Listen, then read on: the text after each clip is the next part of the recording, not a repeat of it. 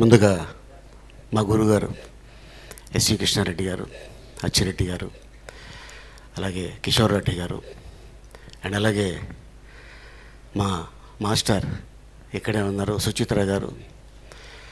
ఆలీ అనగానే జస్ట్ 1.5 డేస్లో సాంగ్ చేసేస్తాడు, ఏం పర్లేదు.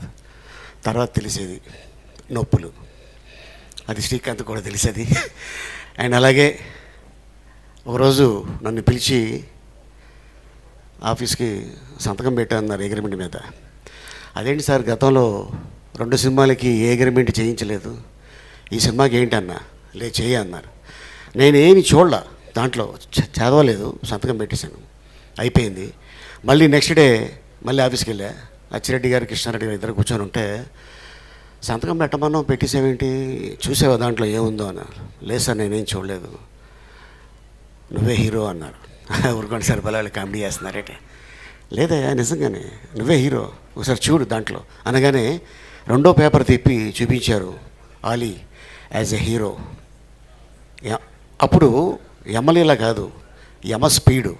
ఆ యమ స్పీడ్ని మళ్ళీ మార్చి యమలీలగా చిత్రకించి దాదాపు ఒక 28 రోజుల్లో షూటింగ్ అయిపోయింది. ఫిబ్రవరి 11 నాగార్జున గారి చేతుల మీదుగా క్లాప్ కొట్టారు. మధ్యలో మార్చు ఏప్రిల్ 28వ తారీఖున ఓపెనింగ్ డేనే డేట్ కూడా అనౌన్స్మెంట్ చేశారు.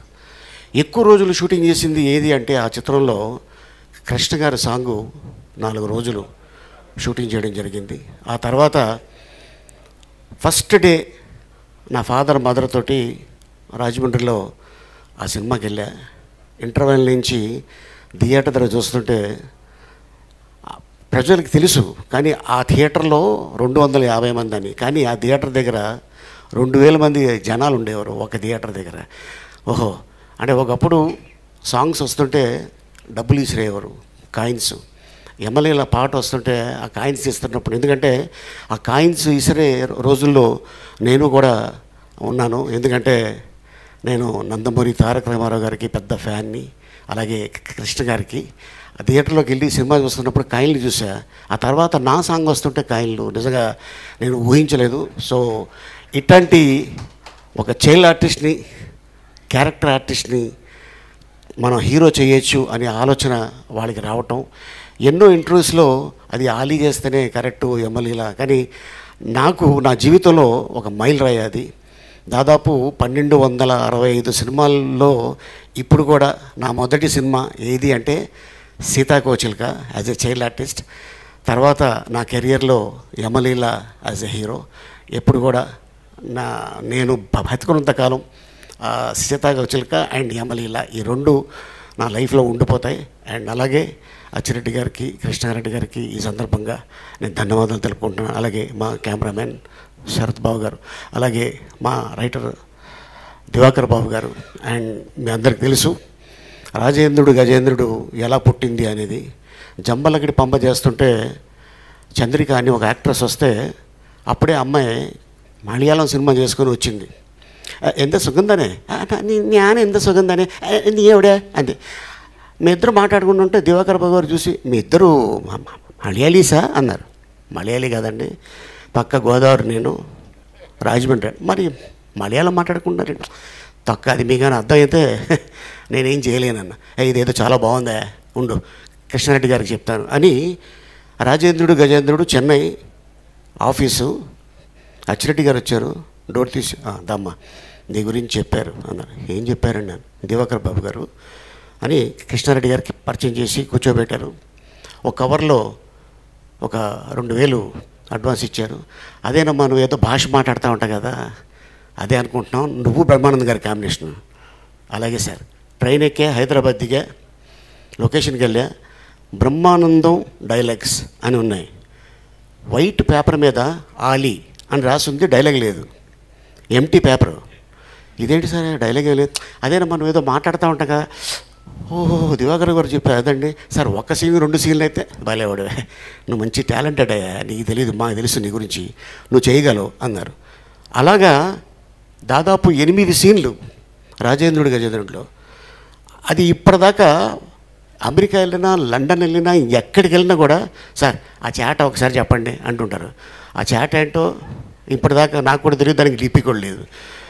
అయినా కూడా ఫస్ట్ డే ఇక్కడే ఉన్నారు సత్య గారు, ఆయన షార్ట్ పెట్టాడు. బ్రహ్మానందం గారు ఏంటి బాబు ఏంటి ఇట్ట వచ్చావేంటి, ఎంత చేట ఎంత జూమాని జిమ్జూ ప్రయాణి సదస్సు నడసరి బిళ్ళ తాంబోదం సుత కచ్చరాపామిని నీసికి సింబల్లి గండిసిలు గండి పిల్లి దడ్డవంచక దడ్డారు ఏరి వంటి ఉండం బలిపిత్తరే బలాబలు అనగానే కెమెరామెన్ రన్ అవుతూనే ఉంది, పక్కెళ్ళిపోయి పొట్ట పట్టుకుని నవ్వుకుని తలకాయ పట్టుకుని ఉన్నాడు. ఇమీడియట్గా అసిస్టెంట్ వచ్చి కట్ చేశాడు, ఎంత తెస్తారా బాబు అని.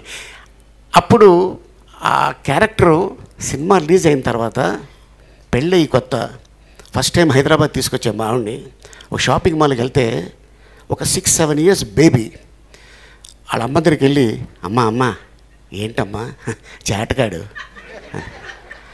చిన్నపిల్ల చేటగాడు చేటగాడు అందంటే ఐఎమ్ బికమ్ ఏ సక్సెస్ అనుకున్నా. ఈ రోజున 6 భాషల్లో అదృష్టం దక్కింది అంటే నిజంగా చాలా హ్యాపీగా ఉన్నాను. ఈరోజు 32 సంవత్సరాలు డైరెక్టర్ అయ్యి 42 సినిమాలు, 1-2 సినిమాల్లో తప్ప కృష్ణారెడ్డి గారి డైరెక్షన్లో అన్ని సినిమాల్లో నేను యాక్ట్ చేయడం జరిగింది. అండ్ అలాగే ఇట్లాగే మా గురుగారు ఎస్వి కృష్ణారెడ్డి గారు 100 ఏళ్ళు పూర్తి చేసుకొని అప్పుడు కూడా అద్భుతమైన ఈవెంట్ చేసుకొని దానికి అచ్చిరెడ్డి గారు వీళ్ళిద్దరూ స్నేహం నిజంగా అన్నదమ్ములు కూడా ఈ రోజుల్లో ఇలా ఉంటారో లేదో నాకు తెలియదు, కానీ వాళ్ళిద్దరూ ఫ్రెండ్స్ అయినా కూడా అన్నదమ్ములుగా ఉండి ఎప్పుడు కూడా ఏ ఈవెంట్కి వెళ్ళినా కూడా ఇద్దరు చక్కగా అలాగే ఇద్దరు కనిపిస్తారు.